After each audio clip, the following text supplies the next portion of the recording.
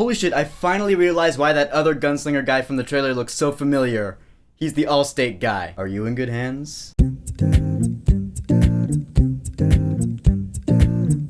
The Dark Tower. So The Dark Tower is a movie based off a series of novels by Stephen King, or it's a continuation from them. I don't know, something like that. And I was looking forward to this because Stephen King movies are making a comeback. I mean, I don't know about you, but I'm really looking forward to it. Anyways, The Dark Tower revolves around this kid. He has these dreams and visions of this other world and this big dark tower that exists in the center of like a bunch of different worlds. The gunslingers protect it from the man in black who wants to destroy the Dark Tower and unleash hell upon all the worlds. And it turns out this thing is actually a reality, and so the kid goes on an adventure with Idris Elba, who is the last of the gunslingers, in a really rushed movie that to me was unfortunately disappointing. First off, the characters, because the acting and the characters, they were fine. Idris Elba, I really liked him as a gunslinger because he was really like, I could see only him in that role. I mean, him as a gunslinger, the action, was really cool. You saw in the trailer, like, he just loads the bullets and he shoots and he's really good at it. That shit was cool, although I wish they didn't show the most badass parts of it in the trailer. But he was bitter, he was hard, he was moody, and so when he tried to show heart by connecting with the kid, I didn't feel it at all. He was good at playing like the Logan type of character, but only that. In this movie, when he tried to connect with the kid, I just did not get any chemistry. The kid's name is Jake Chambers in this film. I don't know what the kid's name is in real life, but I don't think I'm going to see him again anytime soon because he's not good. I always feel bad about saying kid actors aren't good because they're kids. I don't want to talk shit about a kid. I feel bad enough for Jake Lloyd, but I gotta be honest, and my honest opinion is the kid was not a good actor in this movie. The character who sparked the most conversation, of course, is Matthew McConaughey as the Man in Black, because the Man in Black, or as he's most commonly known, Randall Flagg, although they never call him that in this movie. They call him Walter O'Dim or whatever the hell his name is, Walter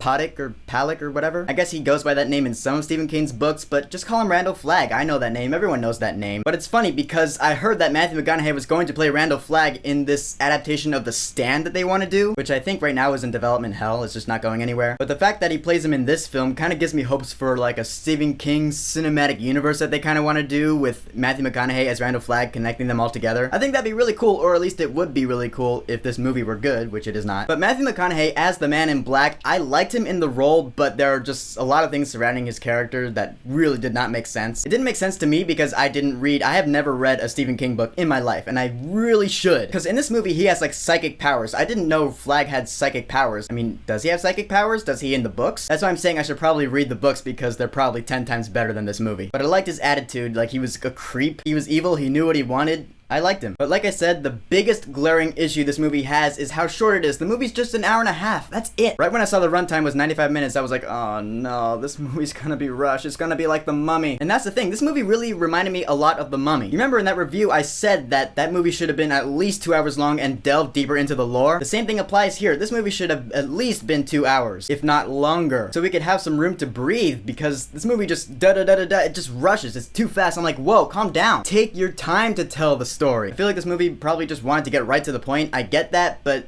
it's not the right decision for a big epic like this is supposed to be. I feel like I was nice to The Mummy because it was the start of this big cinematic universe with all these Universal monsters that I would still like to see, and I want that cinematic universe to be cool because I like these Universal monsters, so I want to see revitalized versions of them on the big screen. But in the end, yeah, I'll be honest, The Mummy really was not that good. I probably should have given it a couple ratings lower. I was nice to it because I wanted it to be good. I really don't want to make that mistake with The Dark Tower, and since I don't think it's trying to build up a Stephen King cinematic universe like I really hoped it would, although there is a reference to another Stephen King story, I saw like they blatantly mentioned a reference to another Stephen King story, and I was like, oh my god, that's a reference to this! I'll admit, that was awesome. It does show that, yeah, all of Stephen King's stories are like interconnected through this web. I think that's really cool. I like it when things are connected, but at that point it was too little too late. And there are scenes, where the gunslinger is in our world, and it's got that whole fish out of water type thing that the first Thor movie had, and it was just bad. And another thing this movie had were these script conveniences, where like these characters should be in mortal danger, and they only get out of the situation